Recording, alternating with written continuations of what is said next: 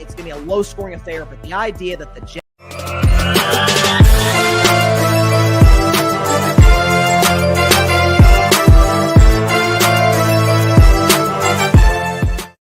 Good evening, everybody, and welcome to Carving Up Live right here on Facebook, as well as the Carving It Up YouTube channel and the Grid Network YouTube channel. As always, I'm Bryson Carver, going to be with you on this jam-packed Friday show, which I'm coming in a pretty good mood. I'd be in a much better one had my Steelers gotten the job done last night. I'll talk about that, Steelers, Browns, and what was played and what might as well have been a Snowglobe last night in Cleveland, Ohio last night. Get into that. The Giants released Daniel Jones today. I don't think it's that surprising given the fact that he was basically demoted to the fourth stringer. He's out there playing scout team safety. He spoke to the media and gave a de facto thank you speech to the New York Giants fan base. Get into that and why Daniel Jones is a cautionary tale for future general managers in the National Football League when it comes to making decisions on their franchise quarterbacks, or at least what they perceive to be their franchise guys, which Daniel Jones never was. The Vol View coming up in about a half hour. Tennessee's got a game against UTEP this weekend. They're favored by 1,000,000 points. They should win. That's not the story. The story is my Vols are the first team out in the college football playoff. I'll explain what their path is to get in the college football playoff because it's pretty simple. It's pretty simple. And there could be some real chaos in the SEC. So stay tuned for that. And of course, it's Friday. So at the end of today's show, we got a banger for upset of the week. We got a pretty darn solid Bryce's Bleak bet. Again, one game every week I have zero confidence in predicting. You got to predict them all. I'm not loving this one, but I'm sticking with it. And of course, a 3-0 week to come. We've yet to do that so far. My If I Were a Bettin Man record is not good, and that really pisses me off. 3-0 week. I feel great about it. Coming up at the end of today's show. Gonna get into that on the show. Jeff is already like self-immolating in the comments right now. Brock Purdy's out. Jeff is a massive Brock Purdy fan. Purdy is absolutely out. He's out for this game against the Packers. So is Nick Bosa, among others. I mean, it's the Niners season is literally falling apart before our very eyes. Get into that, obviously, with our picks at the end of today's show. But first, Cleveland. Like, of all the games you're going to drop, Cleveland, I get it. AFC North rivalry. I understand. But Cleveland. Now, listen, credit where it's due. Jameis Winston was really good in a game where the Browns won 24-19 over my Pittsburgh Steelers. Yes, he did throw a late fourth quarter reception, but he had QBR 0-100 of 80. That says something. He ran for a touchdown on a big fourth down and goal. He completed a big-time 3rd down 7 after there should have been a intentional grounding before that. But listen, as I always say, if you need the calls from the refs to go your way, if that's the difference between you winning and losing, you didn't execute well enough to win the football game. So I will certainly maintain true to that today, even when it involves my own team. There are positives the Steelers can take out of this. The fact that they were down 12 in the fourth quarter in a snowstorm and took the lead at one point.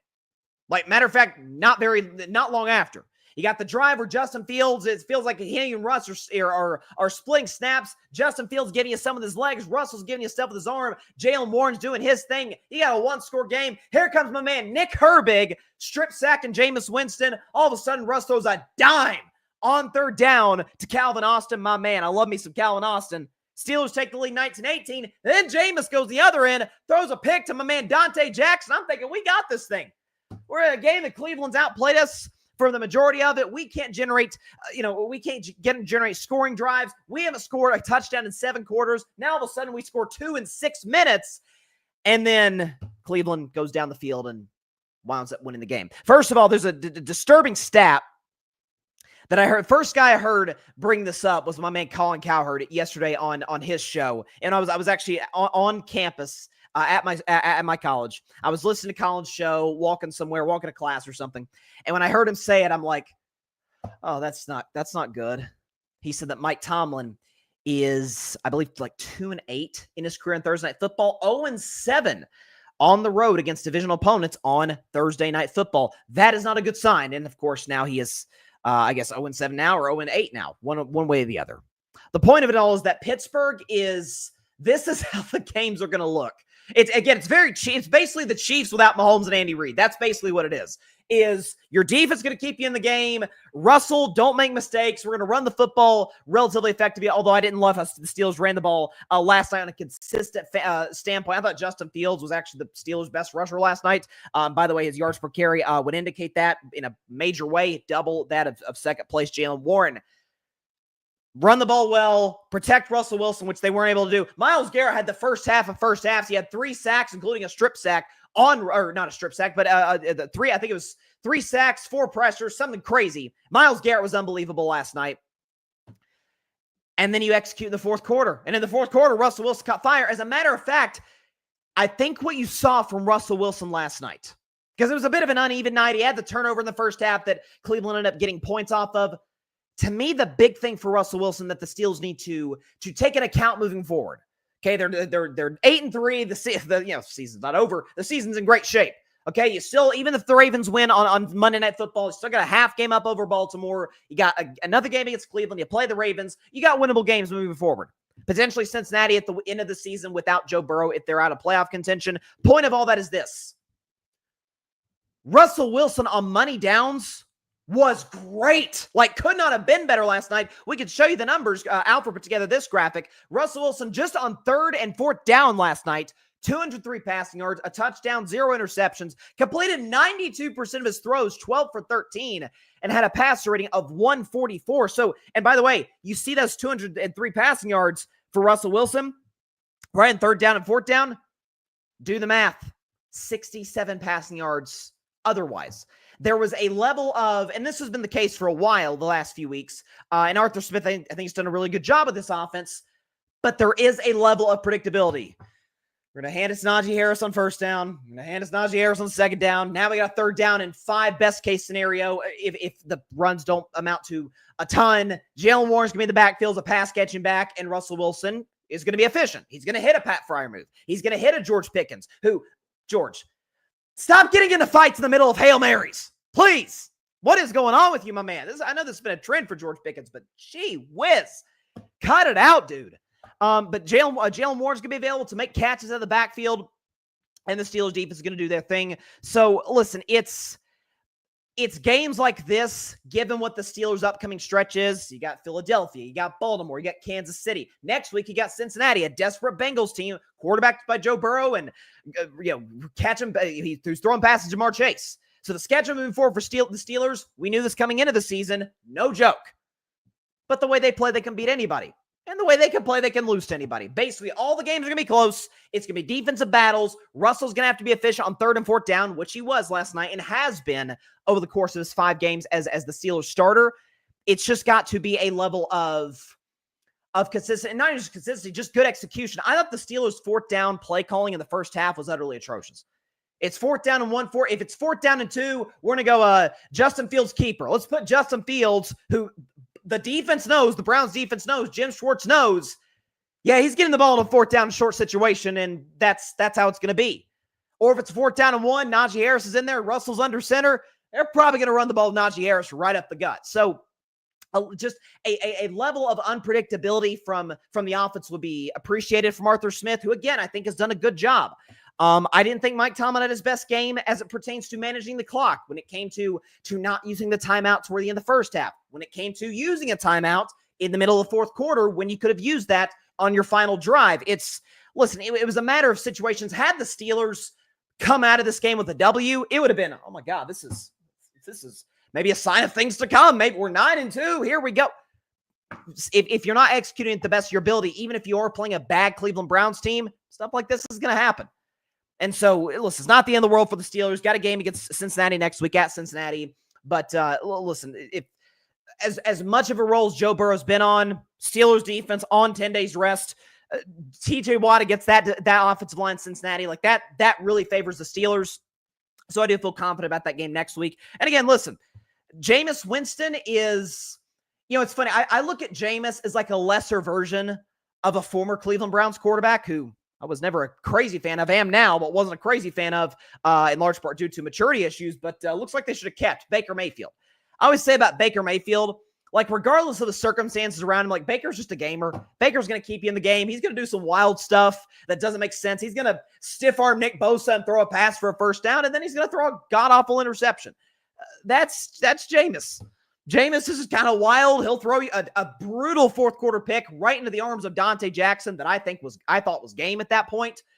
And then he'll run for a touchdown and fourth down when it looks like the pockets collapse, or he'll make a big time throw on third down to get them into scoring position late in the fourth quarter. That's just kind of what Jameis does. So you give Jameis Winston some credit. You give Kevin Stefanski, who I think the idea I'm hearing Kevin Stefanski in the hot seat. The Browns have made a lot of bad decisions in their history. That's why they're the Browns. That'd be one of the worst decisions they'll have ever made. Stefanski's a great coach. So props to Cleveland for getting the job done. But for Pittsburgh, just recalibrate, refocus, tighten up your offense, add a level of unpredictability to it.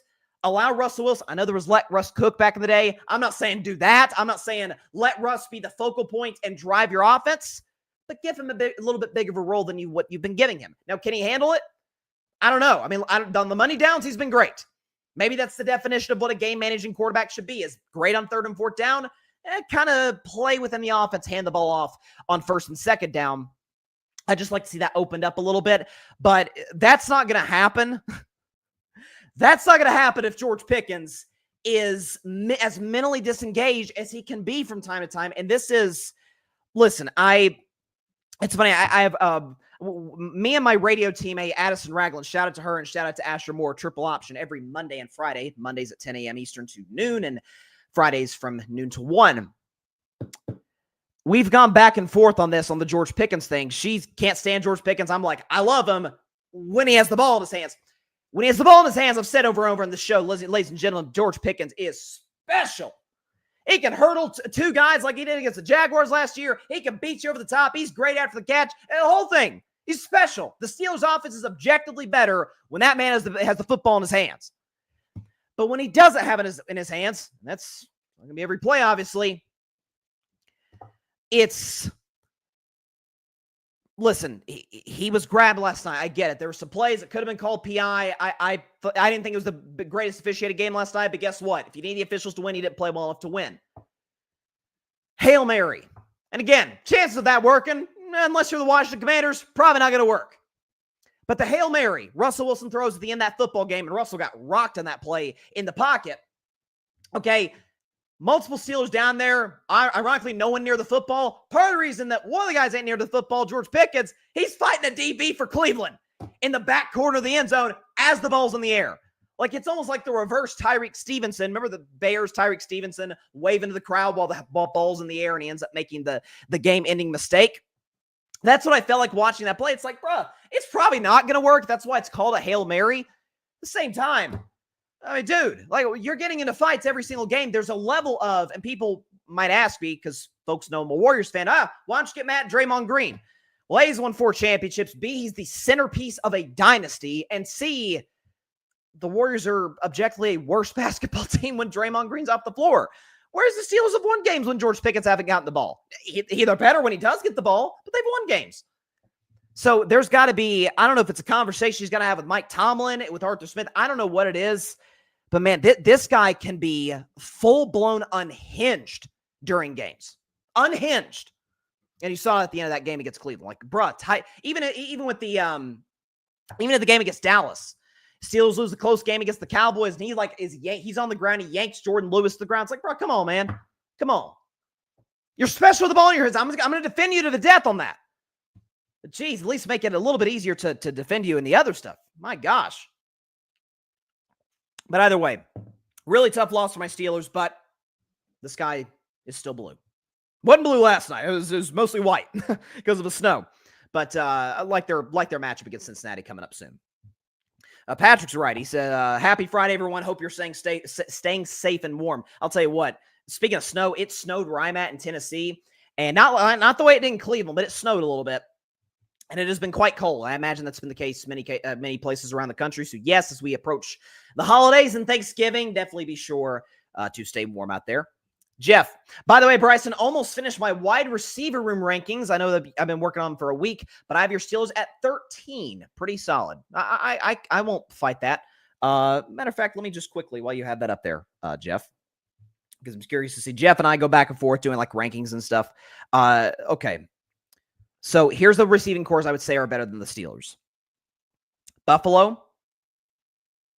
Miami has 2 1s. So Miami, let's keep looking down the list. Cincinnati, just because they have Jamar Chase and T. Higgins can play. Cincinnati. Houston's not healthy. The Colts have a good receiving core, but I'll give the Steelers the edge there. Kansas City doesn't because they're not healthy. The Chargers, no. Denver, not really. Philadelphia does. Okay. Washington probably does. It's close, but Terry McLaurin's a beast. Detroit does. Minnesota does. Green Bay does. Chicago does. So that's 9. Atlanta, I go back and forth on. Tampa Bay does now that Mike Evans is back. Actually, no. I'm going to go Steelers over Tampa Bay there. What do we got? Arizona, not yet. The Rams do. That's 10. The Seahawks do 11. The Niners, again, they're beat up. So I got 12. So I got 12. So there you go. Jeff says, I like the speed, but wish there was a better vertical threat than Van Jefferson and Calvin Austin. Van Jefferson isn't the threat he used to be. He's more of a good third down guy. Calvin Austin's more the guy. I mean, he caught a bomb from Russell Wilson at the top. He caught the go-ahead touchdown in the fourth quarter. I'm good with Calvin Austin as the speed guy. I'm with you, Jeff. If they had another one that could separate, sure. But, yeah, I think I think we're fine in that regard. If we draft another receiver, listen, is there any franchise in the NFL that drafts receivers better than the Steelers? By the way, Roman Wilson, who we drafted out of Michigan, hadn't played a snap yet. So that was a guy I was really excited about. He hasn't been able to get on the field yet, so we'll see. But Patrick, of course, he goes into his trolling mode. You're a Cowboys fan, Patrick. Steelers Nation, let's well. Tough loss of the snow. At least Russ didn't make excuses like somebody else would have. Never mind. Yeah, we all know that guy, By the way, excuse me, I just got some ice in my mouth. Excuse me.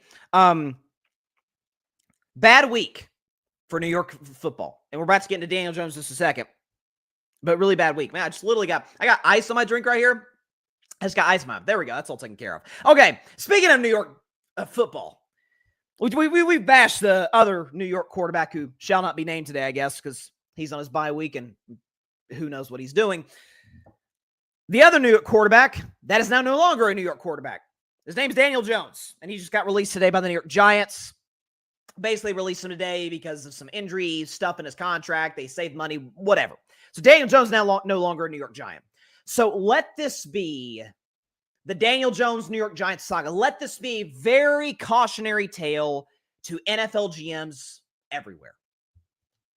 So this is an individual that was picked way higher than he should have been in the 2019 draft out of Duke. The Giants were desperate, needed a quarterback. Eli Manning was going into the final year of his career. They felt like they could get a guy now and develop him behind Eli, and he'd be their guy. That didn't pan out because Daniel Jones, to me, was clearly in that draft a mid to late second-round talent at best. So he plays his rookie year, doesn't pan out. Year 2 isn't much better. Year 3 is just terrible. And by then, after year 3, I always have a rule. If you're not sure if your quarterback is your franchise guy by year 3, move on. Draft another one.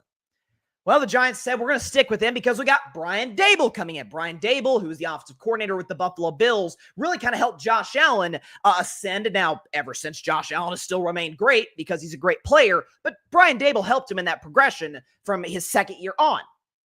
And so, like, hey, if they could do that with Josh Allen, hey, maybe he could do it with Daniel Jones.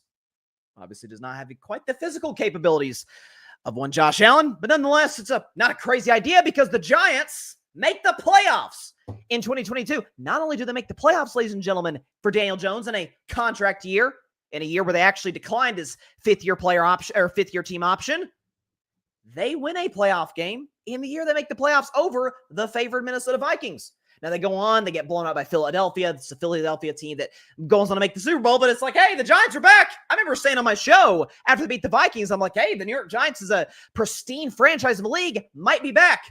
Well, they ended that because they gave Daniel Jones essentially Dak Prescott's contract that offseason and franchise tagged Saquon Barkley when obviously it should have been the other way around. The thing about the Daniel Jones deal that never made sense to me, because I was never high on Daniel Jones at any point in his career ever. But we've seen guys, I think we're seeing it right now in Minnesota with Sam Darnold, who have been bums throughout their entire career, and then have one big-time breakout year. Okay. We'll show you the numbers. Thank you for putting this graphic together, Alfred. Shout out to you. This is Daniel Jones in his so-called breakout year that convinced the Giants he should make $40 million a year. This is what he did in 2022. You tell me if that is mind-blowing. 15 touchdowns, 5 picks. His completion percentage is pretty good, 67.2. It's actually really good. But 3,200 passing yards, that's not good at all. A pass rating of 92, a record of 9-6-1. It's a good record, gets you to the playoffs, and we all know, of course, that was mostly led by Saquon Barkley and the brilliance of one Brian Dable. Nothing special there popping out. And I hate the franchise tag, despise it. But Daniel Jones is the prime candidate for the franchise tag. And since he got paid, folks, Daniel Jones won 3 games. Now, he got hurt early on in 2023, comes back this year, isn't that much better. Now, call me crazy. I don't think Brian Dable forgot how to coach. As a matter of fact, I don't think the Giants, let me rephrase this. Outside of the loss of Saquon Barkley, the best player on their team, or at least second best player on their team, potentially because of their defensive line, I don't think the Giants got that much worse over the ensuing 2 years. I can make a strong case. The numbers overwhelmingly support this. Giants might have one of the 3 or 4 best defensive lines in football. Dexter Lawrence, among others. They're amazing up front on the defensive side of the ball. They've got guys who could get, they added, what's my man's name out of LSU? Kid at LSU, I'm forgetting his name now. Drafted the wide receiver at LSU.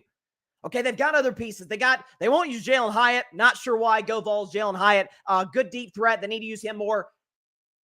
They're fine. They can move the ball. Brian Dable's a smart coach. They had their moments last year with Tyrod Taylor, with Tommy DeVito, who's now the quarterback now as the starter because the Giants are probably aiming to tank. Malik Neighbors, that's who I was thinking about. Malik Neighbors.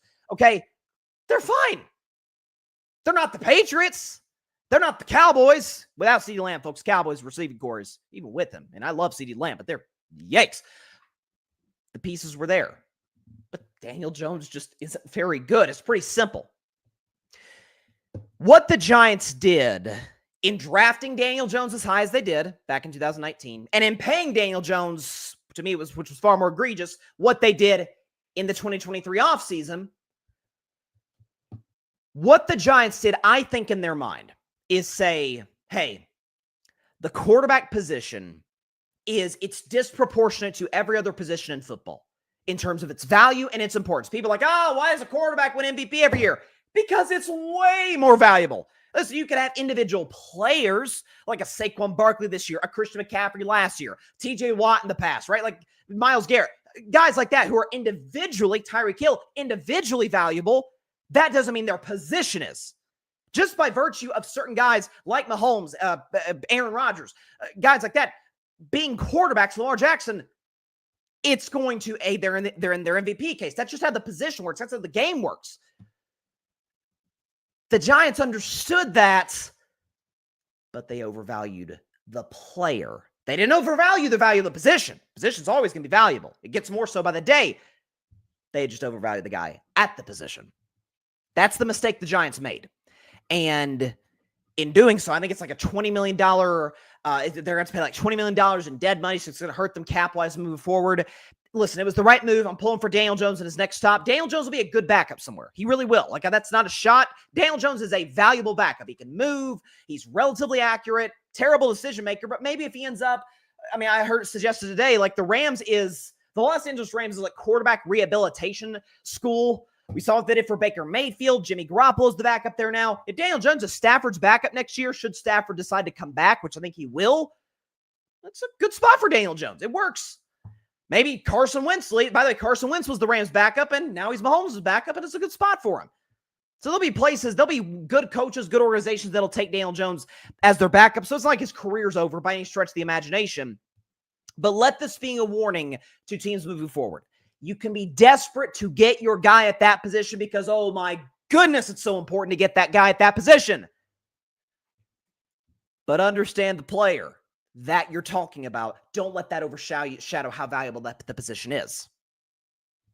And again, just because a player who's otherwise terrible, which Daniel Jones has been, with the exception of 2022, and has put up the numbers one more time, a good year. I mean, I even hesitate just to say that. I mean, 15 touchdowns, 5 picks. It's a good TD to interception ratio. It's not eye-popping statistics, 3,200 yards in 16 games. I'm not going crazy over this. 92 pass rating. It's fine. It's not amazing. Far from it.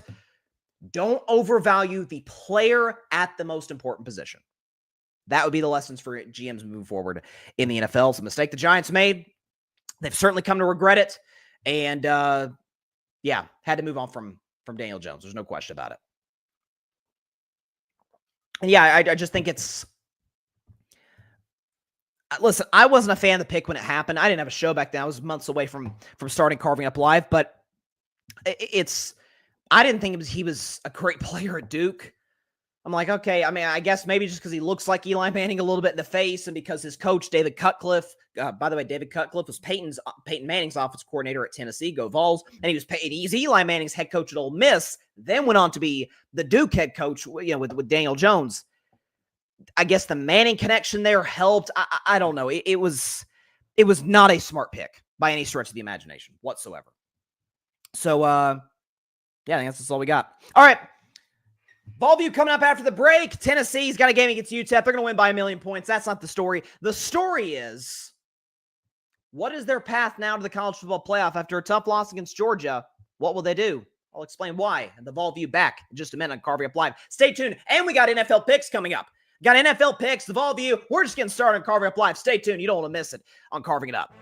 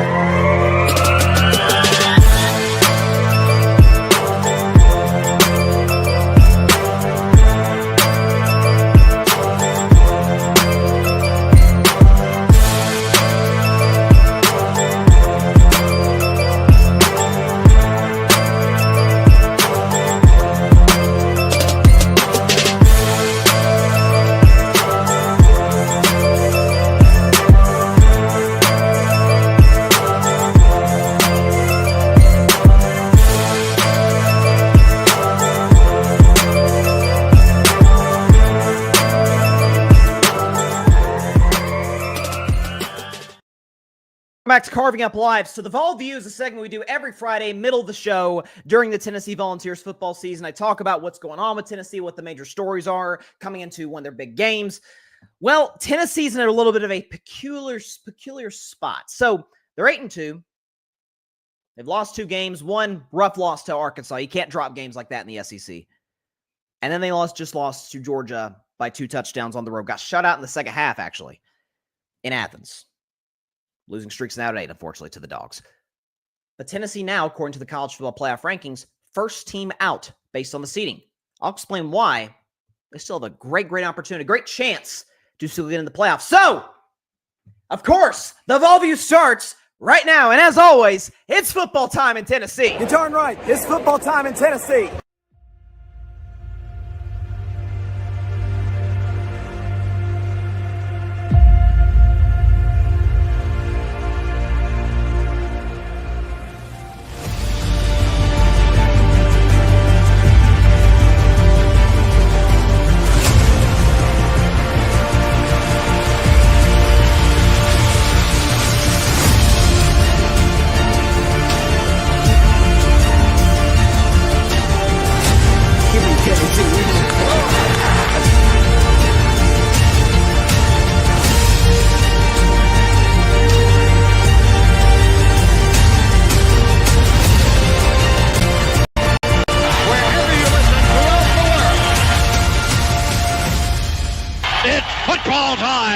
In Tennessee.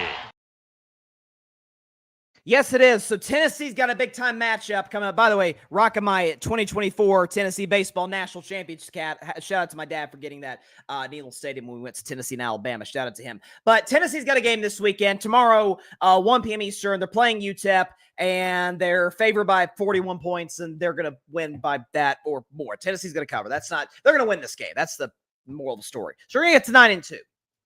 The question is, though, based on playoff seeding, Tennessee, they're ranked 11th in the nation right now, according to the latest college football playoff poll. But based on seeding and how it works with the top 4 seeds of a 12 seed, Tennessee is not in the college football playoff. Okay, the group of 5 team, Tennessee would not get in. Ahead of them in the rankings, this is where it gets interesting. Because to me, there are only a few surefire. I have no doubt they're going to be in the playoff, no question. Oregon, that needs no explanation. Ohio State, even if they lose to Indiana, they're going to get in the playoff. Ohio State's in. Indiana's probably in the playoff. Now, if they get rocked by Ohio State by like 30, 40 points, I don't see that happening. I think Ohio State's going to win and win comfortably. I don't see them embarrassing Indiana. So Indiana's probably going to get in by virtue of being 11-1 in the Big Ten, despite facing, obviously, a really weak schedule. Same thing can be said about Penn State. They're going to take care of Minnesota, Maryland. Penn State's going to be in the college football playoff. That's who I feel 100% confident they're in. All Big Ten teams. Oregon, that needs no explanation. Followed by Ohio State, Indiana, Penn State. After that, it's wide open. You're like, Bryson, Texas? That, to me, opens up a really interesting discussion. Texas very well could get in. They're ranked number 3 right now. Here's the problem. Texas plays Kentucky this weekend. They should take care of business in that game. But then they go to College Station next Saturday night. And we know that is Texas A&M as one of the hardest places to play and win in the country. You lose to the Aggies, who, by the way, that would essentially put Texas A&M. The winner of that game is guaranteed a spot in the SEC title game. You lose to the Aggies, A&M goes to Atlanta, and they've got a great opportunity to get in the playoff themselves. Texas then falls to 10-2. Which will likely be said about Tennessee because they're going to beat UTEP this weekend, and then they face Vanderbilt next weekend. I know that the Commodores have upset Alabama and given teams trouble. Tennessee should beat Vanderbilt by a lot. Let's just say, for the sake of argument, Tennessee finishes 10-2 after, or I should say before, Texas loses to Texas A&M. They're 10-2. So Texas 10-2, Tennessee's 10-2, Georgia easy schedule from here. They're 10-2. Bama's got an easy schedule. They're 10-2. You look at Ole Miss as well. Ole Miss has at Florida, sneaky upset game, potentially the Gators, but Ole Miss should finish 10-2. Up and down the list in the SEC, and again, Georgia, Ole Miss, Alabama. What do we do with Texas? What do we do with Texas? A team whose resume, whose best wins come at Michigan, who's an average to bad team in the Big Ten. At Oklahoma, Oklahoma, Red River rivalry, the Sooners have turned out to be awful. They beat Vanderbilt when they were ranked, I guess, but they beat Vanderbilt by a field goal. Oh, okay. All right. Take that for what you will. Their best game, their biggest matchup, head-to-head. Georgia at home. And despite Carson Beck throwing 3 interceptions, Texas got rocked in their home field by a final score. Was it 29-15? I think it was, 30-15 was the final score. Georgia blew out Texas in Austin. You're telling me the Longhorns are guaranteed to be in the college football playoff? Because by assuming if they lose to Texas A&M, if they beat A&M, this conversation's moot. They're in the playoff. But if they lose to the best 2 teams that they played, a blowout loss to Georgia, and who knows how the game would play out against the Aggies in Texas A&M. Michigan, Vanderbilt, Oklahoma, Arkansas, Florida. Nice resume, but it doesn't stack up to Tennessee, whose best win is against Alabama. It's pretty good. Or to Georgia, whose best win is Texas. And Tennessee, by the way. Or against Ole Miss, whose best win is Georgia. Or to Alabama, whose best win is Georgia. You look up and down the list in the SEC among potential 10-2 teams. Folks, their resume does not stack up to Tennessee's or to Georgia's or to Ole Miss's or to Alabama's. Also ahead that could help Tennessee, quite a bit, I might add. What could happen with Miami? I mean, they've shown themselves to be a team that can be vulnerable, almost losing to Cal, almost losing to Duke and to Virginia Tech, and actually losing for real to Georgia Tech most recently. Could they lose to Wake Forest, and could they lose at Syracuse? Syracuse, to me, feels absolutely on the board. They could lose that one. Could put them in the rankings, see what happens to the ACC. Tennessee could jump them. A lot of things could happen in this conference. Going on in college football right now. So all I'll say is, when it comes to resumes, when it comes to simply who are the best teams, who are the 12 best teams in the country, Tennessee's resume stacks up with the best of them. And you talk about bad losses. Tennessee lost to Arkansas. Well, Notre Dame lost to Northern Illinois. Alabama lost to Vanderbilt.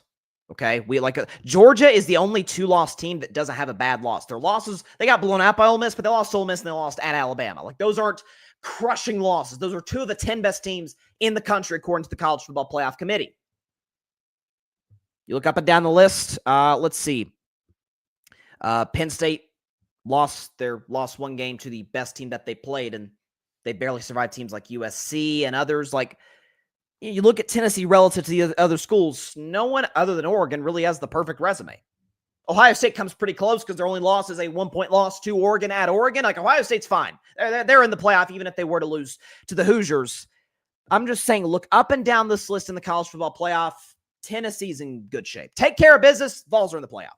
Even the projectors on ESPN say Tennessee's got about a 53% chance to get in. That's better than half. Take care of your rest of your schedule. Very good chance Texas could lose at College Station against Texas A&M, which completely opens the door for the Vols to get in the playoff, which I think they will. So, shorter edition, but for this week's edition of the Vol View, Tennessee's going to be fine. But beat UTEP by 1,000,000 tomorrow. Take care of Vanderbilt at Vanderbilt in Nashville next Saturday, and bam, you're in the college football playoff, and you got an opportunity to do something special. I'm not saying Tennessee's going to exactly win the Natty. They've shown some number of vulnerabilities, particularly on offense. They had their worst defensive game of the season against Georgia, giving up 30. By the way, first time Tennessee's given up 20 all season long. They end up giving up 31 to the Bulldogs, but the Vols will be in good shape moving forward. So that is it for this week's edition of the Vol View.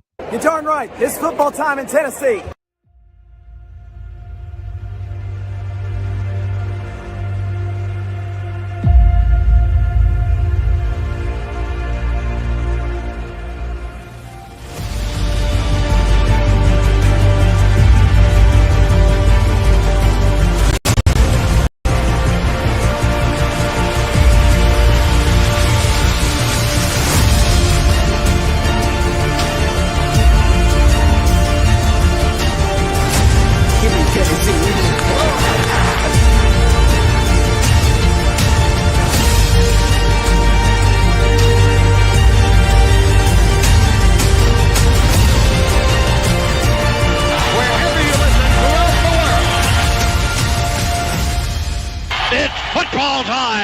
In Tennessee.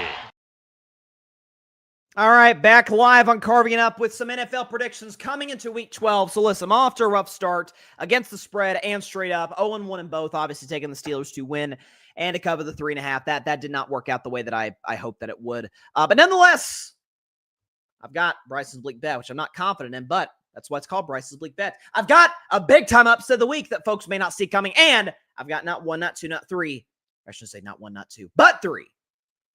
If I were a Bettin Man games that I feel mighty fine about. A 3-0 week is on the way coming. So let's go and start our Week 12 NFL predictions, baby. Here we go. We are going to start actually right off the bat. Let's just get this thing rolling down the street. Here we go. It is now time for my favorite segment. It is called Bettin Man. If I Were a Bettin Man. I am looking up there to New York. We talked about the Giants earlier, or really to the Meadowlands if we're going to be more specific. The Tampa Bay Buccaneers, the New York Giants from the Meadowlands. The Bucs are favored -6 on the road. So let me get this straight. The Giants are falling apart physically. They just released their quarterback. And listen, the Tommy DeVito thing with the agent, it's fun. It really is. And we'll see it on Thanksgiving. I'm sure it'll be a whole thing. But it is Tommy DeVito. And it is the New York Giants, a team that has been utterly dreadful all season long as a franchise, as a team, other than their amazing defensive line. Now you got a Tampa Bay Bucs team that's 4-6, that's desperate, and that just got Mike Evans back. Mike Evans is likely to play in this game. That's bad news for that New York Giants team. Now, again, could they get pressure on Baker? Could they give him problems? Sure. But I'm telling you, Tampa Bay by a touchdown in the spot, I feel like that's a safe bet. If I were a Bettin Man, give me the Buccaneers -6, and obviously to win this game 24-16 over the New York Giants. Get to 5-6. Again, they are desperate, ladies and gentlemen, and they get arguably the best player on their team back from injury. This has Buccaneers written all over it. By the way, against a Giants team that looks to be openly tanking. Excuse me, the fact that they seem to be doing this with Brian Daboll, still the head coach, tells me Daboll is probably safe going into next year, which he should be. He's a great coach. Give me the Buccaneers -6. This was almost the Bryce's Bleak bet game. And it's going to sound weird, but just let me explain. The back-to-back champion Kansas City Chiefs going to Carolina to face the Panthers off of the bye. Kansas City is favored -10.5. I'll just say it on the front end. I like Carolina +10.5. The reason I say that is because Kansas City they're so much like the Warriors when it was Steph, KD, Clay, and Draymond, when it was the dynastic team that basically couldn't be touched. I say this as a Warriors fan. There were stretches in regular seasons because our season would just be 20% longer than everybody else because you go from October to April and then from April to June. You don't get much of an offseason and then back at it again. There would be stretches during the regular season where the team just flat out did not care about basketball. They just weren't engaged. Every time on a random Wednesday night in Sacramento, or you're going to play the Clippers on a Sunday afternoon or Sunday night, I don't care about that. We're worried about games in April, May, and June. Taking on some of the Titans in the West and taking on LeBron James or the Raptors later on in the NBA Finals. I don't care about all this mid-season nonsense. We know we're going to be good. Well, that's Kansas City. If you noticed about the Kansas City Chiefs, when they think they're in trouble, that's when they flip a switch. That's when they turn on. By the way, you saw even in their loss last week against Buffalo. Remember, Buffalo goes up 23-14 that game with about 10, 12 minutes to go, and we're thinking, oh, man, Buffalo's in good shape. Mahomes is the comeback king, but, man, the Chiefs don't show any instance of explosiveness on offense, and then they just go boom, boom, boom, boom, touchdown, and we're all sitting thinking, you were thinking the same thing I was. Boy, there's some pressure on Buffalo now. They better score. Kansas City's going to go right back down and win the game. By a field goal, touchdown, whatever they need, Mahomes is going to give it to them. And then Josh Allen does Josh Allen things. Maybe the play of the season, the 4th down run, and that puts out of reach for Kansas City. That's Carolina. Come on, it's in Charlotte. It's a 1 o'clock kickoff. Kansas City's played in way bigger games than this. It's not a divisional game. It's Kansas City's going to be going through the motions. I think this sucker is going to be close to the 4th quarter. Folks are going to look at it and say, oh, Kansas City, are they that good? By the way, Bryce Young's actually playing pretty well as of late. This isn't a game. Kansas City, folks, they're screwing with people. They're just playing around. They're just messing around the regular season. And then once January hits, they're kind of scary. I'm not going to lie. They're kind of terrifying. Mahomes, statistically, one of the greatest playoff quarterbacks of all time. So, with all those things being said, Chiefs are going to win this game. I wasn't going to sit up here and say Carolina's going to win. Chiefs going to win, but it's going to be close. 26-19. Panthers +10.5. Chiefs win straight up. They're toying with people. What are we even talking about? They're toying with people. There we go. I see a comment down here. Jeff Finkel says the Steelers need a new coach and a staff. I disagree with that. Tomlin had a bad day at the office, but I'm not firing Tomlin off of a bad Thursday night. Dallas Cowboys, Washington Commanders. Here's an NFC East matchup that is going to get ugly pretty quick. The Commanders are favored by a lot, -10.5, and they should be. So listen, Washington is in a little bit of a funk. That's what happens when you disrespect the terrible towel. Ask the Jaguars last year how that worked out for them. The curse of the terrible towel still reigns. That said, there's only so far that there's only so much reach that one curse does indeed have. And here's what I know about Washington. They got 10 days rest. It's a great coaching staff with Dan Quinn and Cliff Kingsbury facing a Dallas Cowboys team on short rest with a backup quarterback, one of the worst rosters, if not the 3rd or 4th worst roster in professional football, a lame duck coach, and its season that's completely gone up in flames. Feels like a pretty safe spot to put Washington here. I know the sharps, so-called sharps in Vegas, kind of like the Cowboys. I really want to hear their argument for this because Cooper Rush isn't playing well. CeeDee Lamb, I don't blame him to a certain degree. Doesn't look terribly engaged. This roster stinks. The O-line's bad. It's just bad all the way around. Wash is going to take care of business in this game. 28-13. I know the smart thing is usually to take in divisional games, even when there does seem to be a talent gap, like take the dog in the divisional game. These tend to be close. Folks, Dallas just isn't talented. Like, that's their problem. They're just not. There's a bad football team. They're not terribly well coached. They don't have that many good players. Washington's just straight up better. By the way, on extra rest, while Dallas has 6 days of rest, or really 5 days of rest, if we want to be particular about it. Give me a Washington at minus 10.5. New England Patriots, Miami Dolphins. This was almost one of my if I were a Bettin Man games. So, funny stat. Dolphins and Patriots have been playing for each other since the 1960s. And the New England Patriots have won, I think if the stat is right on this, since the 1960s playing the Miami Dolphins. They've won 16 times in South Beach. 16! Since the 1960s, they've won 16 times, and they play every year against the Dolphins in Miami. Dolphins in this game, by the way, are favored minus 7.5. Even in the Brady era, even when the Dolphins were a mess and Brady was winning Super Bowls and was the best quarterback in the game, they always found a way to lose to Miami. It was the weirdest thing. It'd be a Monday Night Football game and Brady would play bad, and it's some weird stuff, some weird juju going on in South Beach. Obviously, these are not the Dolphins of old. They're better than they have been in the years past in terms of the talent, particularly on the offensive side. And obviously, Drake May has plenty of promise. He's not exactly Tom Brady. Understatement of the year. I gotta say, though,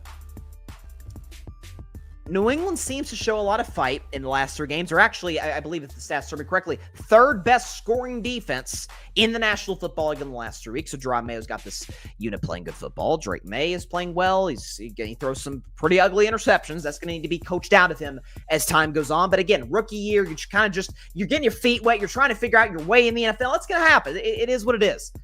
Jerome Mayo's got the defense playing well. Classic opportunity for the Miami Dolphins. They got Thanksgiving night in Lambeau that they could be looking ahead to. Short week, too.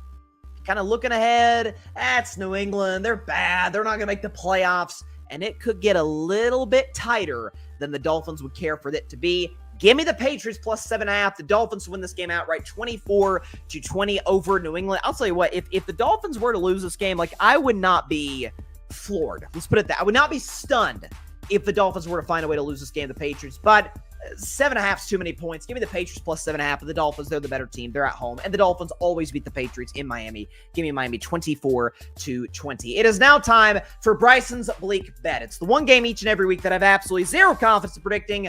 But you got to predict them all. That's how the game works. We're going to predict all the games.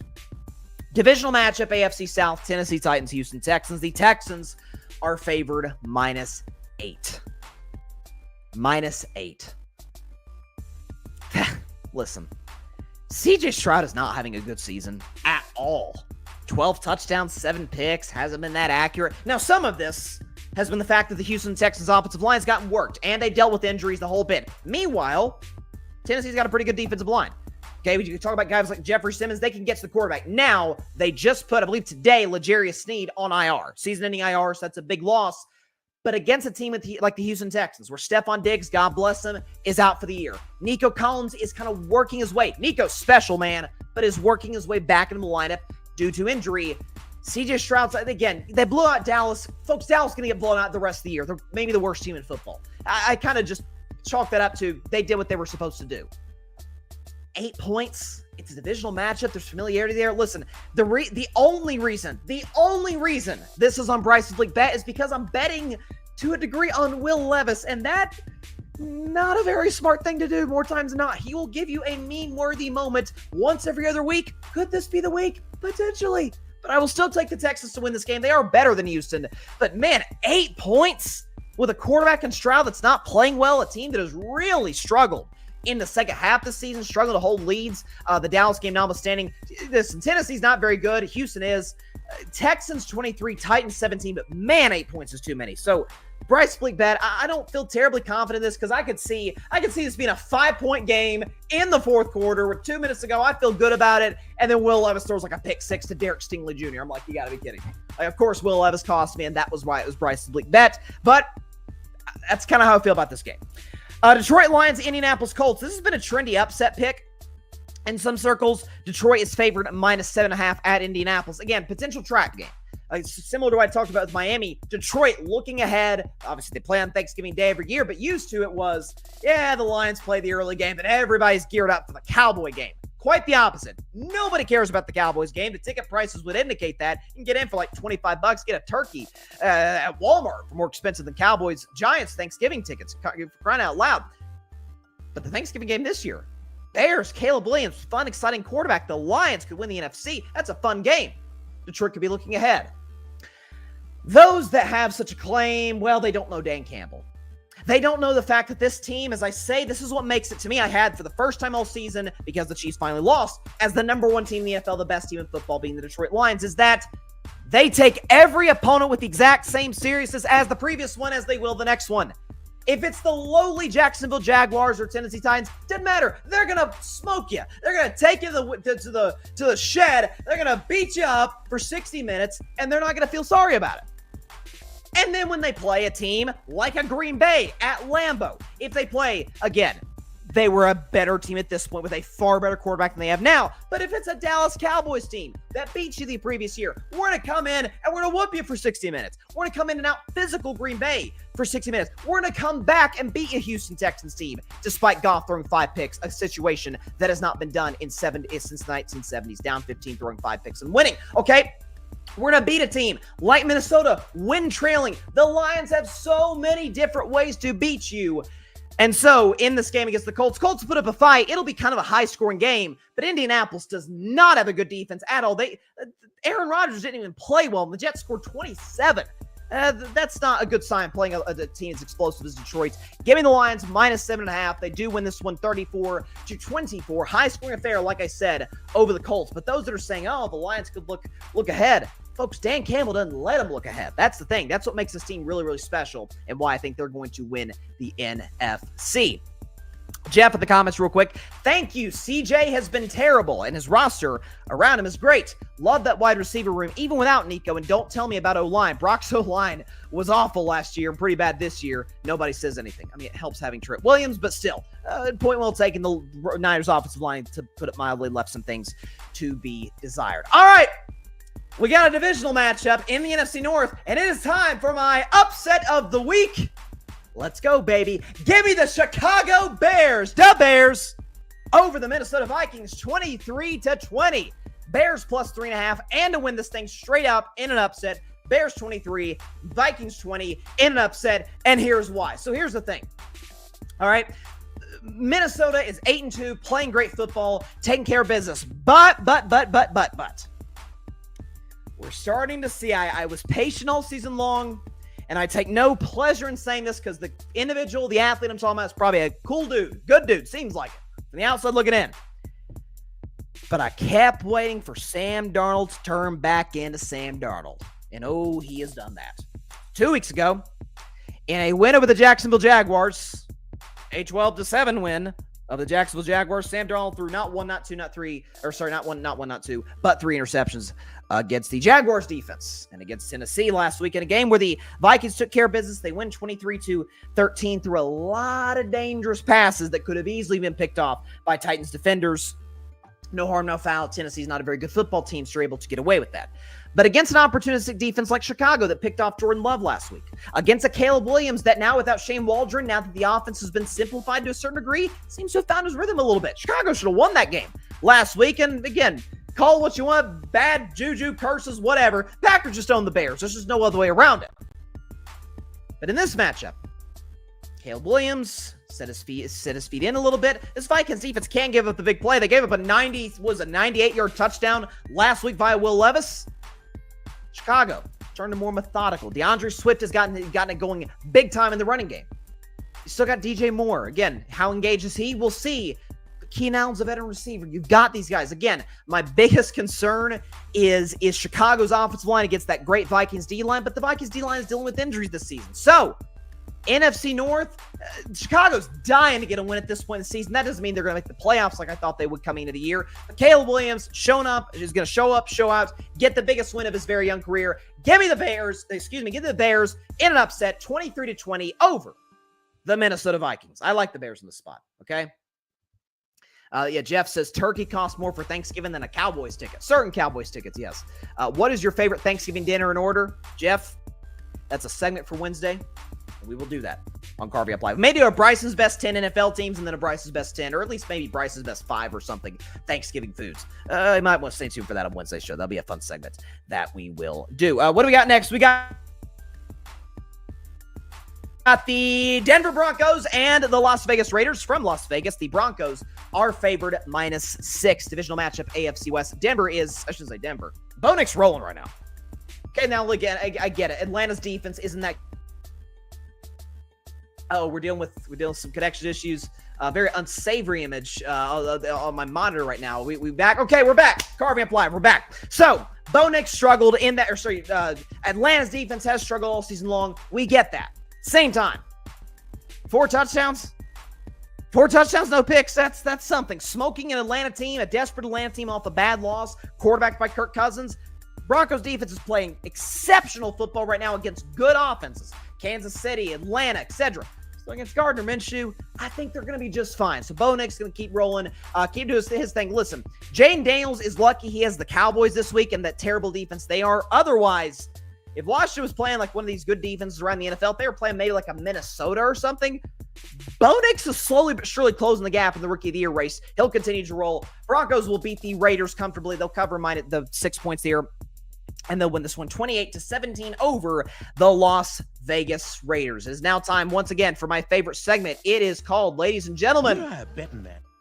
If I were a bet man, and I must confess, there's a part of me that feels a little bit dirty doing this. I'm not betting it, or I would have felt dirty at all if I'd actually bet it if the segment was called I Am a Bettin Man, but it is called If I Were a Bettin Man. This line has changed significantly over the last hour and a half or so, 2 hours or so. San Francisco 49ers, Green Bay Packers from Lambeau. I took this at 3.5. It has gone up to 5.5 in the last hour, in the last 2 hours or so. Expect it to continue to go up in favor of the Green Bay Packers. So I had the sneaky suspicion, based on what I'd seen, based on the fact that Brock Purdy wasn't practicing on Friday. Folks, it's a kind of an age-old tale in the NFL. If you don't practice on Friday, you're probably going to be able to go on Sunday. But Brock Purdy didn't practice today. He's dealing with shoulder problems. Nick Bosa's also out for this game. They just declared Bosa and Purdy are out against the Green Bay Packers. Again, I took the number at 3.5. 5.5, okay, it's Shanahan. They should use Joshua Dobbs, not Brandon Allen. Maybe Dobbs will come in at some point in the game. I still think that could very well be the case. Around mid-second quarter, my man Joshua Dobbs, quarterback out of the University of Tennessee, could get some snaps, some meaningful snaps. But listen, Green Bay at home. I liked Green Bay even if Purdy was healthy in the spot. The simple fact is the Niners defense has been generally pretty good this year. Far cry from what it's been in years past, especially with that Nick Bosa in the spot, knowing that he wasn't going to be able to go. Brock Purdy's had a good season. By the way, I actually think he's improved. Again, last year's numbers were gaudy. I did not think his play matched the numbers last year. That was one of my biggest gripes with the Purdy fans. With that being said, I think he's improved as a player this year as opposed to a year ago. He's been more impactful with legs. He's been a relatively pretty good decision maker, despite some of the injuries around him. But with him out, Christian McCaffrey's still not worked all the way back into this lineup. George Kittle's been hurt. Trent Williams has been hurt. It's kind of been the season from hell to a certain degree for the 49ers. By the way, I said on Monday's show, I said they're done. At Green Bay, at Buffalo, you got the Lions the second week of the season. You got the Cardinals still. The Rams, their season's over. The Niners are not going to make the playoffs this season. So, with all those things to be considered, Green Bay kind of, i.e. the Chiefs and Steelers, kind of eking out games this season. -3.5. You will not get that number the rest of the weekend up to kickoff. Glad I got it when I got it. Give me the Packers 27-16 over the 49ers. -3.5, obviously. Again, it's gone up what I'm looking at right now on ESPN bet to -5.5. That could, if it gets to 6.5, don't be shocked by that. I would still consider taking the Packers in that spot, but 3.5, that's a steal, ladies and gentlemen. If I were a bet man, give me the Packers -3.5 and to win, obviously, over the 49ers 27-16. Jeff. Oh, Jeff is mad at me. He thinks I should say that Kyle Shanahan's the worst is this year's Brandon Staley. Listen, Shanahan's had a bad year. I'm not going to sit up here and act like he's been Mr. Genius for crying out loud. I think the fact that they haven't used Jordan Mason is odd, but at the same time, methods to madness, trying to work Christian McCaffrey back in. There's been some weird decision-making in situation. The 49ers, especially special teams, have not been a good team this year. What would Jeff say? Yeah. Jeff actually texted me earlier. Brock Purdy leads the 49ers in touchdown runs. That's a pretty crazy stat. That's why I say, though, Purdy's been very, very impactful. I remember talking about after the Cowboys game, and I've always talked about how mobile Purdy is. He doesn't get credit for that. He's been even better than I thought, and I thought he was mobile this season with his legs. The Niners they were cooked with Purdy. Without Purdy, they're in bad shape. The Packers will take care of business. All right, once again, it is time on Carving Up Live for my favorite segment. It is once again called Bettin Man. If I Were a Bettin Man. Staying in the NFC West, you got the Arizona Cardinals going to Seattle to take on the Seahawks in a matchup that could decide, I guess, potentially. If Seattle did win, this would be the case. Who is first place in the NFC West, or at the very least tied for first place in what is a cramped division? The Seahawks are favored -1 at home. Okay, this to me, this is of my three, this is my favorite. Again, fake bet. I don't actually bet. That's why it's called If I Were a Bettin Man. But if I did, this would be my favorite bet. Arizona +1. So you mean to tell me it's a well-coached team? Jonathan Gannon has done a really good job with the squad. This defense has improved. The running game is unbelievable with this Cardinals team. You mean to tell me that the Cardinals off a bye against the Seahawks team? Yes, they got the win over San Francisco. Kudos to them. Geno Smith ran in the walk-off. But at the same time, Seattle could easily lost that game and fallen down to 4-6. So again, like, winning close games, you deserve credit. But if winning close games is not your part of your identity, like the Chiefs, like the Steelers, to a certain degree, like the Packers do, teams we know that's going to be part of what they do, well, then we have to judge you a certain type of way. If you eke out wins that maybe you should have gotten, maybe if bad coaching helped get the team in that situation, which poor coaching, poor clock management from Shanahan helped get the Seahawks in position to win that game. With that said, Cardinals up a bye. Kyler's playing as well as he's played in his career. I don't trust Geno against the Cardinals defense that has played exceptional football under Jonathan Gannon. So if I were a bet man, do we have that game? Oh, hold on. Let me go and pull up the game. Pull up that graphic real quick. All right, if I were a bet man, give me the Cardinals +1 to win this game fairly comfortably over the Seahawks, 30-20. Give me Arizona over Seattle, 30-20 +1, and to win outright, Cardinals 30, Seahawks 20, and the Arizona Cardinals remain in first place, regardless of what happens around the rest of their division with the Niners, with the game I'm about to get to with the Rams. The Arizona Cardinals maintain first place, sole position in the NFC West. All right.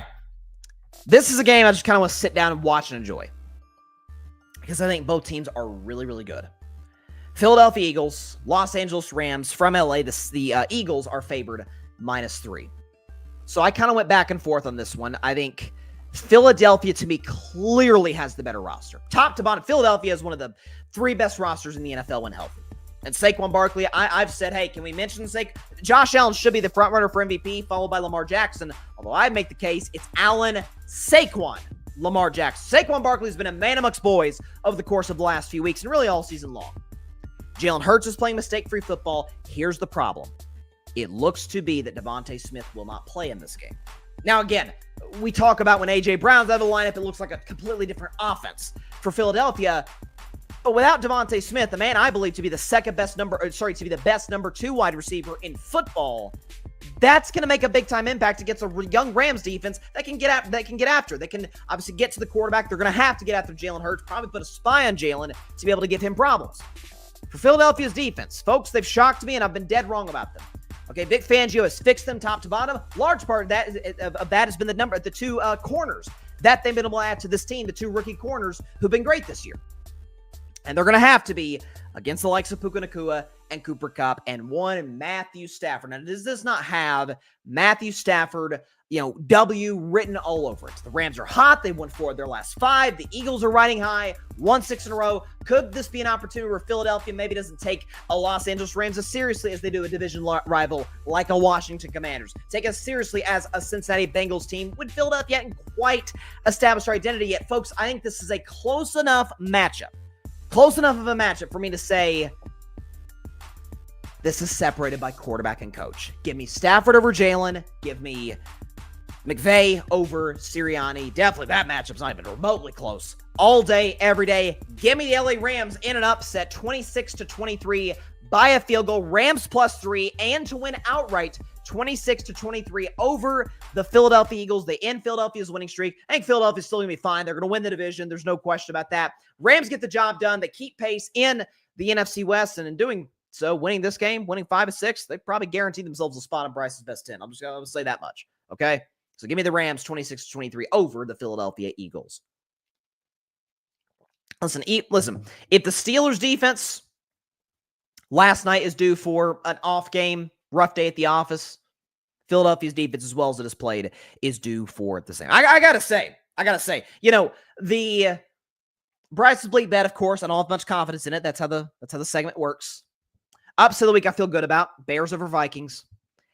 I don't think I've been more confident in my If I Were a Bettin Man games, and I better be, because I'm like 7 games under 500. I hate to admit that live on the YouTube airwaves, but I'm 7 games under 500 on If I Were a Bettin Man. I need a 3-0 week, and I need them to come in fast. I think this is a good opportunity to get going. All right, that is all the time here for today's show. Appreciate everybody stopping by. As always, be sure to catch Carving Up Live on Monday at 6 p.m. Eastern, 3 p.m. Pacific time, right here on Facebook, as well as the Carving It Up YouTube channel and the Grid Network YouTube channel. Of course, be sure to like, share, comment, and please take 2 seconds out of your day. Hit that big red subscribe button down there. It helps the channel grow exponentially. We're trying to get to 5,000 subscribers. That's our next goal. That's what we're aiming for on Carving Up Live, our next benchmark. So please take 2 seconds out of your day. Hit that big red subscribe button, and boom, you're part of the Carving Up family. Please tell your friends about it, your family about it, everybody you know. Please tell everybody you know about Carving Up Live, except for your sleeping cat. He's still, I mentioned on Wednesday's show, we got Neeland for his gotcha day. We got him like a Christmas blanket. Man, he has not left that thing. Well, we all know how cats are, man. He is loving that blanket. There's no question about that. I love that little stinker, Neeland. All right. Also, just as importantly, be sure to go subscribe to the Grid Network. That is GRYD, the Grid Podcast Network, right here on YouTube, as well as any and everywhere that you get your favorite podcasts, via Apple Podcasts, Spotify, iHeartRadio, any and everywhere that you get your favorite podcasts. You can find us at the Grid Network, where we dare to be different. Patrick Brown just wrote a new article. Please check it out on the Grid's website. Just Google the Grid Network. There's a pod page website. Check that out. You can check out Patrick's articles there, and you can find the links to all of our incredible content creators across the board. You can find us on YouTube, social media, any and everywhere that you get your favorite podcast under the umbrella of the Grid Network. All right, we will see you guys on Monday. We'll have a jam-packed show. Thanksgiving week, one of my favorite weeks of the calendar year. Not even just as it relates to sports. The sports calendar is great. Got Thanksgiving football. Now we got Black Friday football with Chiefs and Raiders. But just in general, it's Thanksgiving. We're in the holidays. The weather's a little bit nippy, right? It's a little chilly outside.